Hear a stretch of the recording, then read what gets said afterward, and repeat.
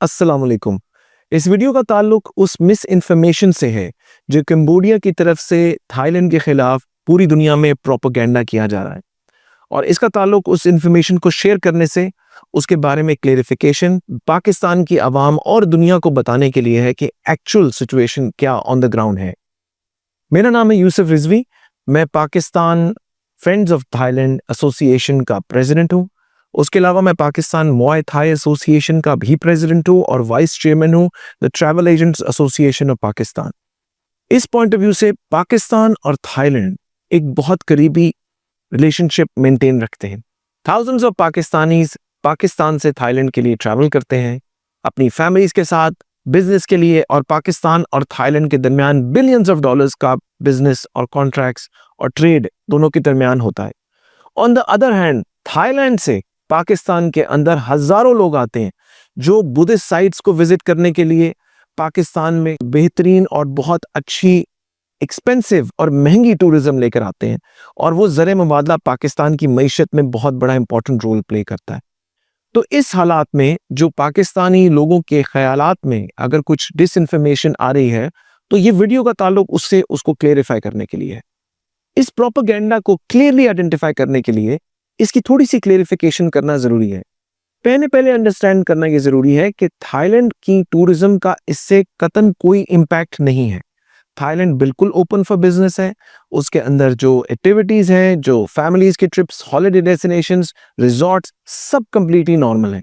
Thailand की country की economy इतनी स्ट्रांग है कि वो इस कॉन्फ्लिक्ट से डिटर नहीं होती।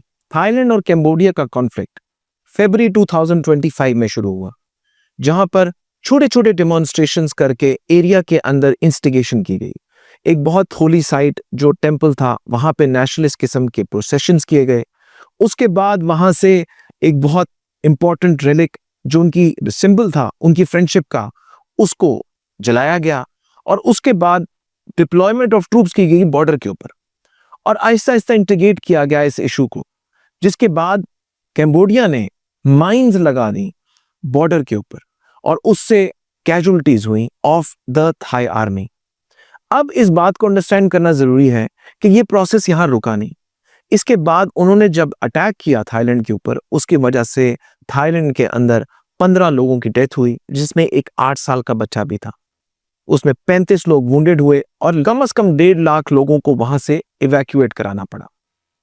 अब इस कॉन्फ्लिक्ट के जवाब में यूएन चार्टर को फॉलो करते हुए थाईलैंड ने उसको रिस्पॉन्ड किया और अपने दिफा के तौर पे अपने आप को दुनिया के सामने एक बहुत ही नापतुला रिस्पॉन्स ऑफ कैम्बोडियन एग्रेशन दिया।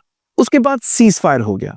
अब जब सीज फायर हुआ, इसका जनरल एक्सेप्टेंस ये था होता है कि दोनों मुल्क इसकी पासदारी करें, लेकिन कैम्बोडिया अगेन वही प्रोसेस के थ्रू दोबारा इंस्टिगेट कर रहा है, जिसका रिस्पॉन्स थाईलैंड की तरफ से सख्त होगा। अब हमें अंडरस्टैंड करने की जरूरत है कि जो प्रोपेगेंडा इस दुनिया के अंदर फैलाया जा रहा है, जिसमें केमिकल वॉरफेयर और केमिकल वेपन्स का इस्तेमाल के बारे में बात की जा रही है, वो तस्वीरें जो सोशल मीडिया और प्लेटफॉर्म्स के ऊपर भेजी जा रही हैं, वो पिक्चर्स कैलिफोर्निया यूएसए की वाइल्ड फायर जो हुई थी उसकी पिक्चर्स को किया जा रहा है। तो जो इंफॉर्मेशन वो शेयर कर रहे हैं, हमारे पाकिस्तानी भाइयों और दुनिया में जो लोग हैं उनको ये अंडरस्टैंड करना है कि ये गलत है और इनको वो फॉलो ना करें। उसके अलावा जो बॉम्ब्स गिराने के बारे में उनकी तरफ से इंफॉर्मेशन आ रही है, वो वियतनाम वॉर की पिक्चर्स हैं जो कंप्लीटली डिसइंफॉर्मेशन है। थाईलैंड एक ऐसा मुल्क है जो पीस पे बिलीव करता है। वो चाहता है कि खित्ते के अंदर हालात नॉर्मल हों, बिजनेस, ट्रेड, कैम्बोडिया के साथ अच्छे ताल्लुकात हों, दोनों एक अच्छे नेबर्स के साथ होते हुए एक अच्छे रिलेशन के साथ इंटरनेशनल लॉज को फॉलो करते हुए को एग्जिस्ट करें एक ऐसे एरिया में जहां पर कॉन्फ्लिक्ट की कोई बेनिफिट किसी भी मुल्क को नहीं है। पाकिस्तान ने खुद काफी कॉन्फ्लिक्ट से गो थ्रू किया है एंड वी हैव रियलाइज कि वॉर से किसी का बेनिफिट नहीं होता।